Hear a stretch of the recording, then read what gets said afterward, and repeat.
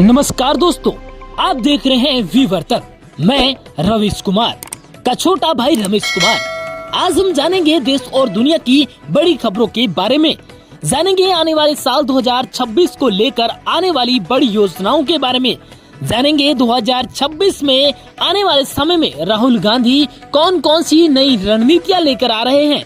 जानेंगे भाजपा सरकार को किस प्रकार आड़े हाथ लिया है राहुल गांधी ने। जानेंगे 2026 में कांग्रेस किस प्रकार मजबूती बना पाएगी। जानेंगे हर वो बड़ी खबर, हर वो योजना जानेंगे जो आप लोगों पर सीधा असर डालेगी। अगर आप भी हमारे चैनल पर नए हैं तो सब्सक्राइब करें और ये खबरें कहां से देख रहे हैं कमेंट में जरूर बताएं। तो चलिए शुरू करते हैं खबरों का सिलसिला।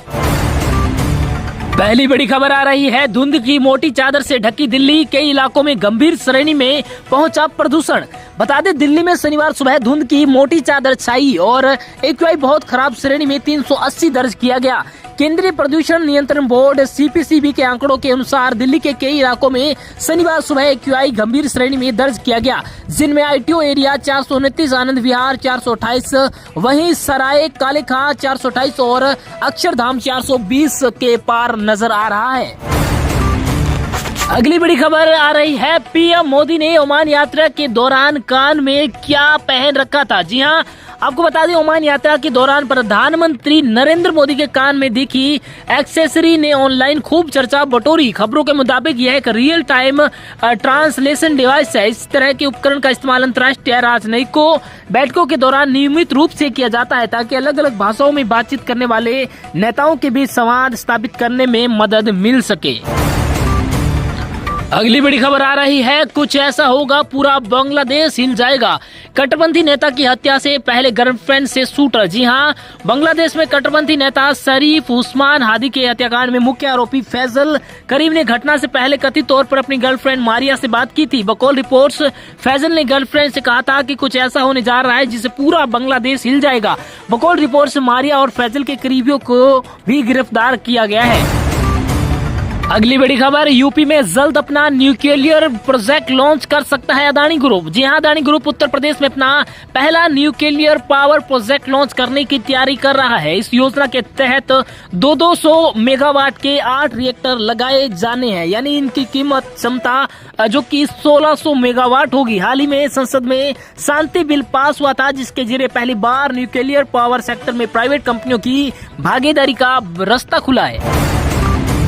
अगली बड़ी खबर आ रही है, शायर के बाद ड्राफ्ट सूची हुई जारी। गुजरात में 73 लाख में, तमिलनाडु में 97 लाख वोटर्स के कटे नाम। जी हां, आपको बता दें, बड़ी खबर है, चुनाव आयोग ने गुजरात और तमिलनाडु में एसआईआर के बाद संशोधित मतदाता सूची का ड्राफ्ट जारी किया है। तमिलनाडु में 6.41 करोड़ वोटर्स में से 97.37 लाख, जबकि गुजरात में 5.08 करोड़ वोटर्स में से 73.73 लाख वोटर्स के नाम काटे गए हैं। वहीं नए मतदाता सूची में तमिलनाडु के 5.43 करोड़ जबकि गुजरात के 4.34 करोड़ वोटर्स भी शामिल हैं।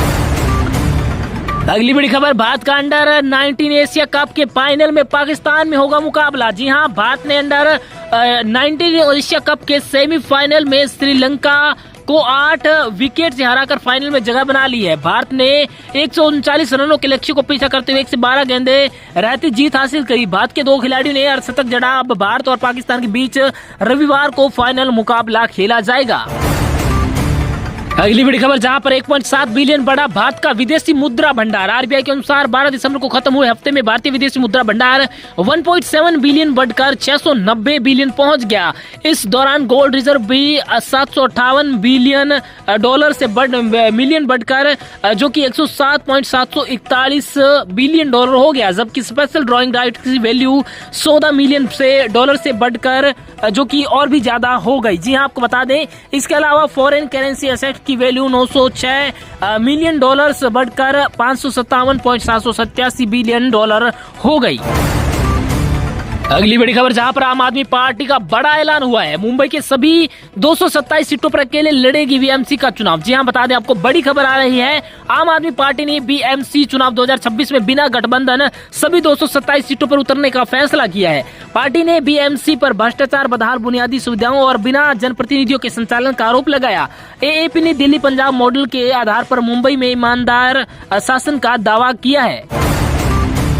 अगली बड़ी खबर, जहां पर कई राज्यों के लिए जारी हुई घने से बेहद घने कोहरे और शीतलहर का अलर्ट। जी हां, आईएमडी ने शनिवार को कई राज्यों यूटी के लिए घने से बहुत घने कोहरे और शीतलहर चलने की चेतावनी जारी की है, जिसमें पंजाब, चंडीगढ़, यूपी, उत्तराखंड, बिहार, झारखंड, ओडिशा, पश्चिम बंगाल और उत्तरी पूर्वी भारत के कुछ इलाकों में सुबह के समय में कोहरा छाया रह सकता है। यूपी और उत्तराखंड में भीषण ठंड पड़ने और शीतलहर चलने की संभावना जताई गई है। अगली बड़ी खबर, जहां पर बुर्ज खलीफा को पछाड़ने की रेस में सऊदी अरब का जेदावद टावर, जी हां, 80 मंजिल का निर्माण हुआ पूरा। बता दें आपकी कि जेदाह टावर सऊदी अरब 1000 मीटर से अधिक ऊंचाई के साथ दुनिया की सबसे ऊंची इमारत बनने की ओर बढ़ रहा है। जनवरी 2025 में दोबारा निर्माण शुरू होने के बाद अब तक इसकी करीबी 80 मंजिल पूरी हो चुकी है। गल्फ न्यूज के मुताबिक टावर का निर्माण 2028 तक पूरा हो सकता है। ये बुर्ज खलीफा से 172 से 180 मीटर ऊंचा होगा। अगली बड़ी खबर, जहां पर चर्चित राजा रघुवंशी केस में बड़ा ट्विस्ट। सोनम बोली राजा को नहीं मारा, राजा मेरा भाई था। बहुचर्चित राजा रघुवंशी हत्याकांड में आरोपी और राजा की पत्नी सोनम रघुवंशी ने शिलांग कोर्ट में जमानत याचिका दाखिल कर खुद को निर्दोष बताया। सोनम ने याचिका में कहा कि वह शादी से खुश थी और पति के साथ उसके संबंध सामान्य थे। सोनम ने सह आरोपी राज कुशवाहा संग प्रेम प्रसंग से इनकार कर उसे अपना भाई बताया। अगली बड़ी खबर, जहां पर दुबई में भारी बारिश से आई भीषण बाढ़। जी हां, यूएई के दुबई और अबू धाबी समेत कई इलाकों में शुक्रवार को भारी बारिश हुई, जिसके चलते सड़कों पर बाढ़ आ गई। भारी बारिश से आवाजाही में रुकावटें आई और बड़े स्तर पर लोगों को घरों में रहने की एडवाइस जारी की गई। इससे पहले पिछले साल भी रिकॉर्ड तोड़ बारिश के चलते दुबई में बाढ़ आई थी।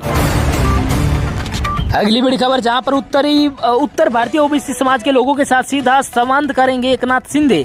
महाराष्ट्र के उप मुख्यमंत्री एकनाथ शिंदे 20 दिसंबर 2025 को ठाणे में उत्तर भारतीय ओबीसी समाज के प्रतिनिधियों से संवाद करेंगे।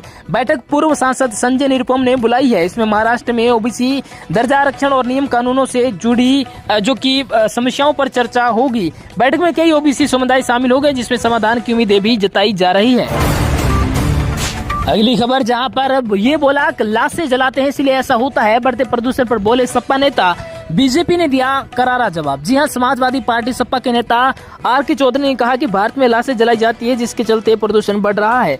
उन्होंने आगे कहा कि होलिका दहन में लकड़ियां जलाने से भी कार्बन डाइऑक्साइड और कार्बन मोनोऑक्साइड निकलती है। इस पर बीजेपी नेता व केंद्रीय मंत्री गिरिराज सिंह ने नाराजगी जताते हुए कहा कि उन्हें अपना धर्म बदल लेना चाहिए। अगली बड़ी खबर आ रही है, यूपी में होगा 6500 करोड़ का निवेश। 25 कंपनियों के अधिकारियों ने सीएम योगी से की मुलाकात। लखनऊ यूपी में मुख्यमंत्री योगी आदित्यनाथ से 25 कंपनियों के 45 शीर्ष अधिकारियों ने मुलाकात कर 6500 करोड़ के निवेश प्रस्ताव सौंपे। इससे मैन्युफैक्चरिंग, ग्रीन एनर्जी, फार्मा और फूड प्रोसेसिंग सेक्टर में निवेश से हजारों रोजगार की उम्मीद है। निवेशकों ने कानून व्यवस्था, इंफ्रास्ट्रक्चर और एस ऑफ डूइंग बिजनेस को यूपी की बड़ी ताकत बताया। अगली खबर आ रही है, शिल्पा शेट्टी ने 60 करोड़ की धोखाधड़ी के मामले में पर दी है प्रतिक्रिया, भगवत गीता का जिक्र किया। जी हां, एक्ट्रेस शिल्पा शेट्टी ने 60 करोड़ की कथित धोखाधड़ी के मामले में अपना नाम आने पर प्रतिक्रिया दी। उन्होंने कहा कि उनका नाम अनुचित तरीके से जोड़ा गया है। शिल्पा ने कहा, भगवत गीता में कहा है कि अन्याय के खिलाफ आवाज उठाना आपका कर्तव्य है। अगर आप ऐसा करने में सफल होते हैं तो यह अपने आप में धर्म अधर्म है। अगली बड़ी खबर, जहां पर फर्जी घोषित हुए 3 और विश्वविद्यालय, यूजीसी ने जारी किया नाम। आपको बता दें, बड़ी खबर है, यूनिवर्सिटी गाइड्स कमीशन यूजीसी ने पब्लिक अलर्ट जारी कर छात्रों और अभिभावकों को सतर्क रहने की सलाह दी है। यूजीसी के अनुसार 3 संस्थान बिना कानूनी मंजूरी के विश्वविद्यालयों के रूप में संचालित हो रहे हैं। इनमें महाराष्ट्र का नेशनल बैकवर्ड कृषि विद्यापीठ, कर्नाटक का सर्व भारतीय शिक्षा पीठ और दिल्ली का national institute of management solution शामिल है। अगली बड़ी खबर, जहां पर सड़क हादसों में जान बचाने वालों को मिलेगी 25,000 की प्रोत्साहन राशि। केंद्रीय मंत्री नितिन गडकरी ने सड़क हादसों में घायलों की मदद को बढ़ावा देने के लिए राहवीर योजना शुरू की। हादसे में घायल को अस्पताल पहुंचाने वाले नागरिक को 25,000 नगद इनाम, सम्मान पत्र और कानूनी सुरक्षा मिलेगी। घायल के पहले 7 दिन के इलाज का खर्च सरकार उठाएगी। योजना का उद्देश्य समय पर इलाज से जान बचाना है। अगली बड़ी खबर, दुबई में भव्य शादी के बाद यूट्यूबर अनुराग द्विवेदी के घर पर पड़ा छापा, मिली लग्जरी गाड़ियां। उन्नाव यूपी में यूट्यूबर अनुराग द्विवेदी के घर पर छापा मारा गया व उनके गैराज में कम से कम 4 लग्जरी कारें मिली है। बेकॉल रिपोर्ट, द्विवेदी ने ऑनलाइन बेटिंग और गैम्बलिंग ऐप से पैसे कमाए और अपने चैनल पर बैन ऐप्स को प्रमोट भी किया। यह छापा द्विवेदी के यहाँ दुबई में उनकी भव्य शादी के कुछ दिन बाद ही मारा गया है। अगली बड़ी खबर, गिरिराज सिंह पर भड़की महबूबा की बेटी का फिनाइल ही इनकी गंदी जुबान साफ कर सकता है। बिहार के मुख्यमंत्री नीतीश कुमार से जुड़े हिजाब विवाद को लेकर केंद्रीय मंत्री गिरिराज सिंह के बयान, उन्होंने सही किया को लेकर जम्मू कश्मीर की पूर्व मुख्यमंत्री महबूबा मुफ्ती की बेटी इल्तिजा मुफ्ती ने प्रतिक्रिया दी। उन्होंने कहा, सिर्फ फिनाइल ही इनकी गंदी जुबान साफ कर सकता है। आप हमारी मुस्लिम माँ बहनों की हिजाब नकाब को छूने की हिम्मत न करें। अगली बड़ी खबर आ रही है, पाकिस्तानी कबड्डी खिलाड़ी ने लहराया तिरंगा, भारत को किया सपोर्ट। पाकिस्तान के इंटरनेशनल कबड्डी खिलाड़ी उबैदुल्लाह राजपूत ने बहरीन में प्राइवेट टूर्नामेंट जीसीसी कप के दौरान भारत की जर्सी पहनकर भारत का राष्ट्रीय ध्वज तिरंगा फहराया। इसका वीडियो वायरल होने के बाद वह मुसीबत में फंस गए। पाकिस्तान कबड्डी फेडरेशन ने उबैदुल्लाह के खिलाफ जो कि अनुशासनात्मक कार्रवाई पर विचार करने के लिए 27 दिसंबर को एक मीटिंग भी बुला ली है। अगली बड़ी खबर, बिहार के प्रसिद्ध मंदिर से देवी का 500 ग्राम वजनी सोने का मुकुट हुआ चोरी। जी हां, बिहार के गोपालगंज के प्रसिद्ध धावे माता मंदिर से 500 ग्राम वजनी सोने का मुकुट चोरी हो गया। पुलिस ने जानकारी दी है कि सीसीटीवी फुटेज में कुछ लोग मंदिर में देवी की प्रतिमा का सोने का मुकुट लेकर भागते हुए दिखाई दिए हैं। वहीं मंदिर परिसर में ही पुलिस चौकी भी मौजूद है। इसके बावजूद यह घटना घटी है। पराली जलाने में कमी के बावजूद क्यों दिल्ली में है वायु प्रदूषण, पर्यावरण मंत्री ने बताया। केंद्रीय पर्यावरण मंत्री भूपेंद्र यादव ने पराली जलाने की घटनाएं कम होने के बावजूद दिल्ली में वायु प्रदूषण क्यों बना हुआ है सवाल पर कहा, पिछली सरकारों ने कुछ नहीं किया। चीन लंदन की तरह भारत प्रदूषण कंट्रोल क्यों नहीं कर पाया। सवाल पर उन्होंने कहा, वहां भी यही कदम उठाए जाते हैं। सब स्टेक होल्डर मिलकर काम कर रहे हैं, सकारात्मक परिणाम देखने को मिलेगा।